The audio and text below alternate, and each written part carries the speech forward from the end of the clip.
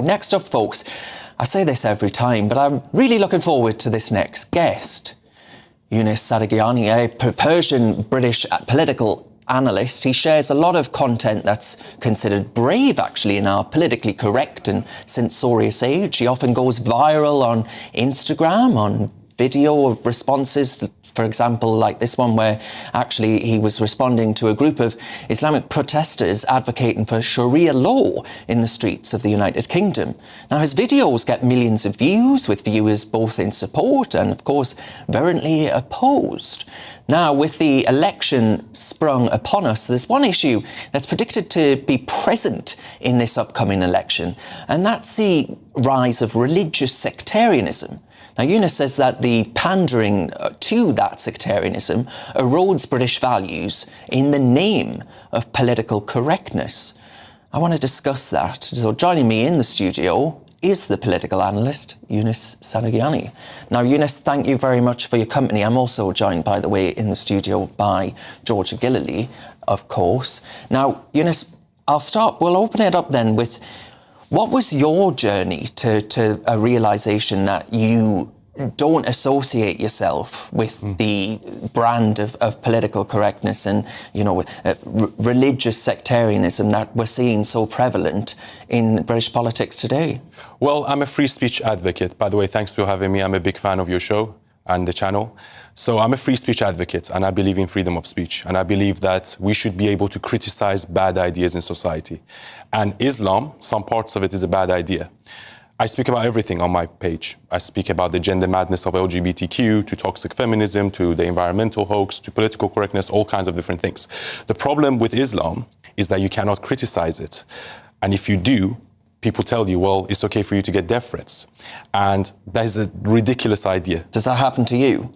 Not so often. I think 99% of the time people are extremely supportive and they actually agree with me. My barber is a Muslim guy and he watches my videos and he's like, I actually agree with you. We immigrated to this country and we have to respect the values of this country.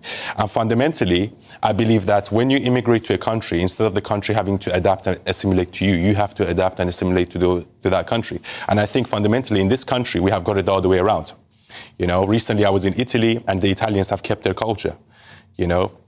In the future, if Iran is free, because I'm Iranian, and the Islamic Republic goes, and I would open up the country, let's say I'm president, I would say, cool, I'm all for multiculturalism. However, you have to adapt to our culture. Our culture is supreme because you came to our country, And fundamentally, the problem with Islam is that Muslims believe that they have a responsibility to Islamize the whole world. And that it says in the Quran. And they believe that it's a responsibility to impose Sharia law and impose Islamic law. And that has happened throughout history, all the way from Muhammad to Ali. And Islam grew by blood, and they forced people to convert to Islam. And if they didn't, they either killed them or they charged them more tax. And this is what worries me when I see people shouting Sharia for UK. I'm like, they are doing the things in this country, and you might not think it can happen to you, but it could happen to you because it happened to my country. Yeah. And I wonder then, on that point, do you think there is because a lot of people may well be of the view, some Muslims will be saying, well, hasn't Christianity throughout history done the same thing? Yes, it has. However, first of all, Jesus never killed anyone. And also the Bible is a book with a lot of stories. I'm not religious myself. Okay, I feel like all religions are man-made. I believe in God and I'm a deeply spiritual person. However, the difference with Islam is that Islam is an extremely militant religion. There's a lot of call to action in Islam. There's a lot of call to jihad in Islam. And if you look at the caliphates throughout history, they literally attacked countries, they ruined it, they killed people, and they say you either have to convert or we're going to kill you. And the same thing happened in Spain. Spain was, under the Islamic Caliphate for 200 years, and so was the Iranians, and it took them 200 years to get rid of them. The Crusaders were fundamentally a response to the Islamic caliphates. All religions have done wrong. I'm not denying that. Christianity, and this takes me to my next point. And as I said, I have nothing against Muslims. I come from a Muslim background myself. I have family members that are Muslim. The difference between Christianity and Islam is that Christianity went through its own age of Renaissance and its own age of enlightenment. And they've realized that they need to separate church and state. Like religion shouldn't mix with politics. The difference is that Islam is here to govern. Islam is a deeply political religion. And what I try to do with my page is to open discussion about Islam and to embolden other people to come and speak up. And fundamentally what you see now, you see countries such as Saudi Arabia, which is the birthplace of Islam, with leaders such as Mohammed bin Salman, which I like a lot. He has come to this realization that he cannot bring the Saudi Arabia to the 21st century if he wants to live by those traditional laws. And fundamentally, it's funny to me because the Islamic countries have come to this realization, yet people that were born in this country are asking for Sharia law. And I just find that extremely hypocritical and ridiculous. Well, we'll get into a bit more of that, but we'll play a video so viewers get a taste of what your page actually gets up to. Well, we recently had a lot of the students from UCLA and Columbia being expelled for causing an encampment outside their universities, basically trespassing, damaging to private property, taking some people hostage, beating some Jewish students up, all for the cause of Free Palestine. And I just wanted to say to these students, why don't you go to Iran or why don't you go in Gaza and live there for a year and actually experience oppression and what oppression really is? Yeah, because I mean, whilst they all wax lyrical about how much they want to free Palestine, a lot of people, especially Israelis, for example, say, well, free Palestine from what? From Hamas. Exactly. Because they're the ones that would kill gay people, for example, right? There are gay people living as refugees in Israel to actually get away from the regime there. Do you think there's a lot of, I mean, do you sort of despair at the protests on the streets and the, dare I say, naivety of them? Yes, and the most ridiculous thing I ever heard is queers for Palestine. Yeah, because chickens for KFC. Yeah, exactly, because they kill gay people in Gaza, they throw them off the buildings, and it's this whole oppressor versus oppressed narrative, because they think that the Palestinians are oppressed, which they are, but they're oppressed by their own leaders, which is Hamas, because Hamas and the Palestinians were offered a state 4 different occasions, and they said no every single time.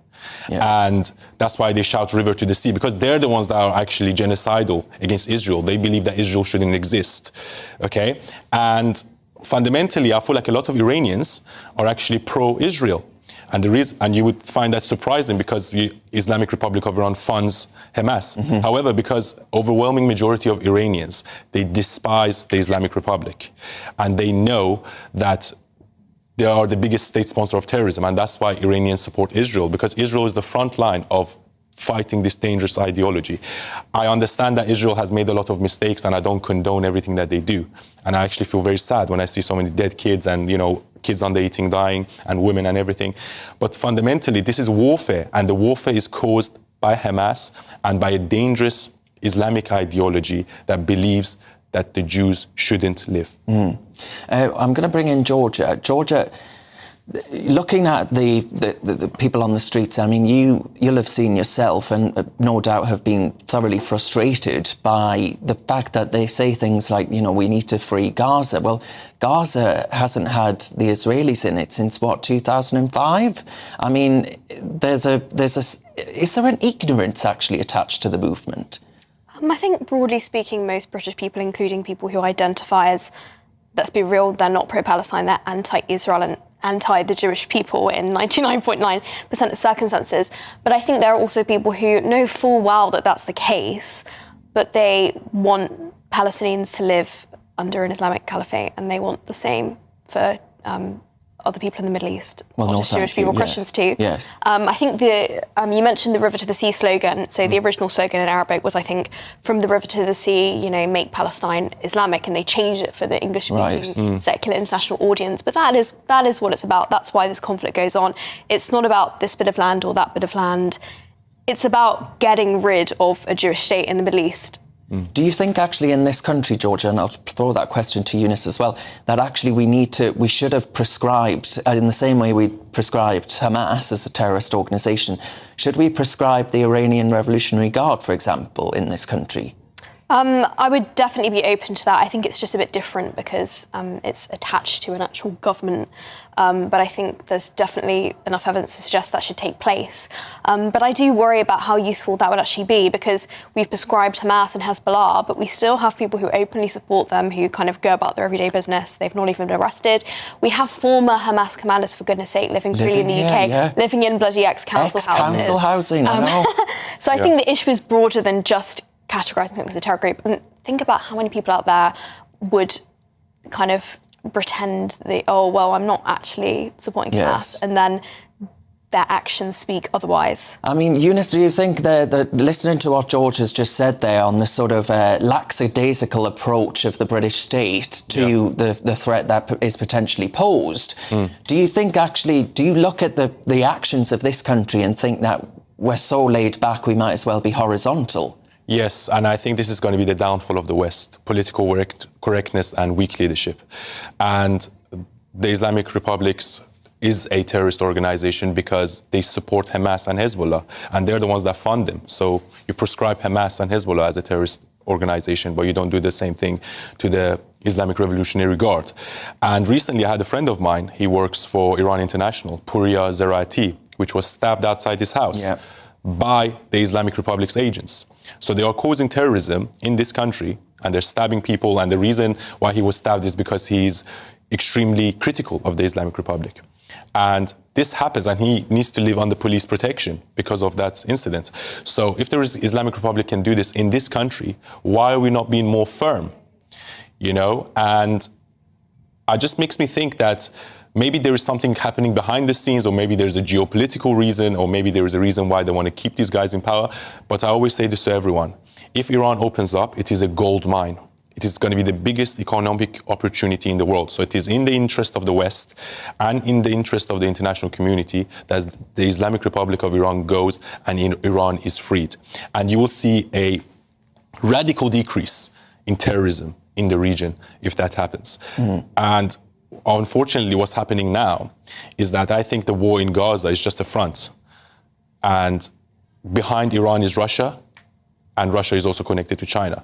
So, and I think they're all fighting it out in Gaza. And I think this is the battle between East and West. Yeah. And I'm not going to lie, the West has made a lot of sins in the past. They invaded countries illegally. They overthrew democratically elected governments.